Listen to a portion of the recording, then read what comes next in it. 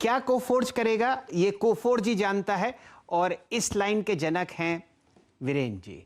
फिलहाल एक और बाय कॉल आपके सामने आता हुआ दिख रहा है। जोड़ते हैं आशीष महेश्वरी साहब को और प्रस्तुत करते हैं आपके सामने न चिंतन न कुछ। तत्व चिंतन आपके सामने आज लिस्ट हुआ है।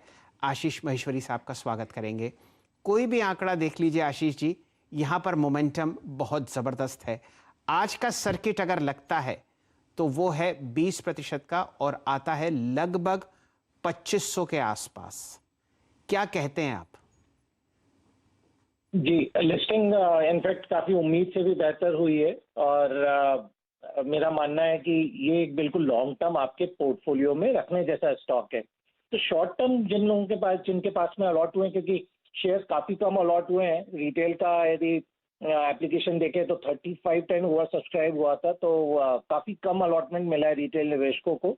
तो मुझे लगता है कि जिन रिटेल निवेशकों को ये शेयर अलॉट हुए हैं उनको ये एक लॉन्ग टर्म होल्डिंग के तौर पे रखना चाहिए, क्योंकि फंडामेंटली कंपनी काफी स्ट्रांग है। जो उनके पास प्रोडक्ट है वो मार्केट लीडर है, और पास में भी हमने देखा जहां जहां मार्केट लीडर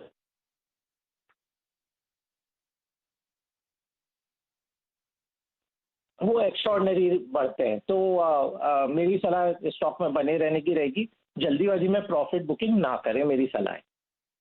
ये एक बहुत ही सटीक राय आती हुई दिख रही है। फिलहाल मुनाफा घर ना लेके जाएं। हालांकि जो डीमैट में आपके पास काउंटर आए हैं वहाँ पर आप कुछ मुनाफा ना वसूल करें, ये आपको रणनीति में आते हुए दिख रहे हैं आशीष जी। महेश्वरी साहब, क्या 2 या 3 चीज़ें ऐसी हैं जो आपको तत्व चिंतन में पसंद आती हैं फंडामेंटली? जी, सबसे पहले तो जो उनके पास में प्रोडक्ट है, यदि उनका प्रोडक्ट है जो स्ट्रक्चरल डायरेक्टिंग एजेंट जो एसडीए है, वहाँ पे वो जो उनकी पोजीशनिंग वो इंडिया के नंबर 1 प्लेयर है। और ये वो प्रोडक्ट है जो जियोलाइट्स में यूज होता है, और जियोलाइट के एंड एप्लीकेशन है वो होता है जो बैटरीज है उस पे, उसके अलावा जो कैंसर की ड्रग्स हैं और बहुत सारे फार्मास्यूटिकल इंग्रेडिएंट्स का ये एक डायरेक्टिंग एजेंट है। तो बिल्कुल यहाँ पे उनकी मोनोपोलिस्टिक काइंड ऑफ पोजीशन है, वर्ल्ड के नंबर 2 प्लेयर हैं। इसके अलावा जो एक फेस ट्रांसफर कैटलिस्ट है उसमें भी इंडिया के लार्जेस्ट प्लेयर हैं और वर्ल्ड के टॉप 5 प्लेयर्स में उनकी काउंटिंग होती है। तो यदि आप इस वैल्यूएशन के वाइज भी देखें कि जिस कंपनी की पोजीशनिंग और जिस पर्टिकुलर प्रोडक्ट्स में वो काम करते हैं, वो ग्रीन केमिस्ट्री का एक इंटीग्रल पार्ट है, और आगे जाकर जो ग्रीन फंड्स हैं उनके लिए बिल्कुल अच्छा बाइंग बैट रहता है ये। तो कोई रीजन नहीं है, QIP 185 गुना इसका ओवर सब्सक्राइब हुआ था, तो काफी इंस्टीट्यूशनल निवेशकों का रुझान इस कंपनी में आगे जाके भी बना रहेगा। तो इसलिए मैंने इस स्टॉक को होल्ड करने की सलाह दी। तो प्रोडक्ट्स का यूएसपी का, प्रमोटर्स का काफी अच्छा बैकग्राउंड, जो रेशोज हैं वो बिल्कुल परफेक्ट है। तो इन सारे फैक्टर्स के चलते हुए इसको होल्ड करने की सलाह है। तत्व चिंतन फार्मा आपको बनाता हुआ दिखेगा सॉल्ट्स और केमिकल्स जो बैटरीज में काम होते हुए दिख रहे हैं, और यहाँ पर एक बढ़िया इलेक्ट्रॉनिक व्हीकल्स की भी आपको थीम दिखेगी। ये रेवेन्यू आपको दिख रहा है सन 2021 तक का, लेकिन इनका एक दहेज में आपको बहुत ही बढ़िया एक्सपेंशन आता हुआ दिखेगा, और ये उम्मीद की जा रही है कि कुछ क्वार्टर्स में या 2-1 साल में आपको इनका टर्नओवर बढ़ता हुआ दिखेगा।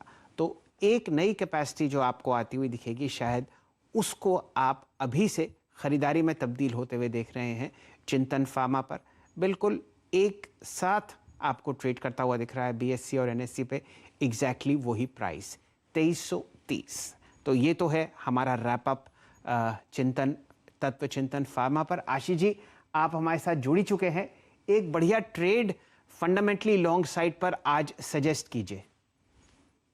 जी, मैं मेटल सेक्टर में काफी बुलिश हूँ, और मेरा मानना है जिस पॉइंट ऑफ व्यू जो मोमेंटम हमें टाटा स्टील में देखने को मिला, अभी टाटा स्टील BSL एक मेरा पिक रहेगा। मेरा मानना है इस स्टॉक को अभी भी कैचअप करना बाकी है, और यहाँ पे पिछला जो हाई था 109 के आसपास का था, जबकि अभी भी स्टॉक 93 के आसपास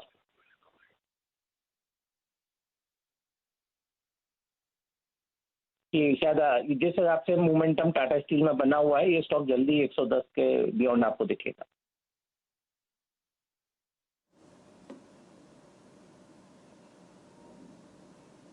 ओके, तो आपको अगर आप देखें तो यहाँ पे टाटा स्टील BSL में स्ट्रेंथ नज़र आ रही है, इसको आप पिक करेंगे। और 9365 पे ट्रेड करता हुआ ये स्टॉक डे हाई की ट्रैजेक्टरी में आके ट्रेड करता हुआ।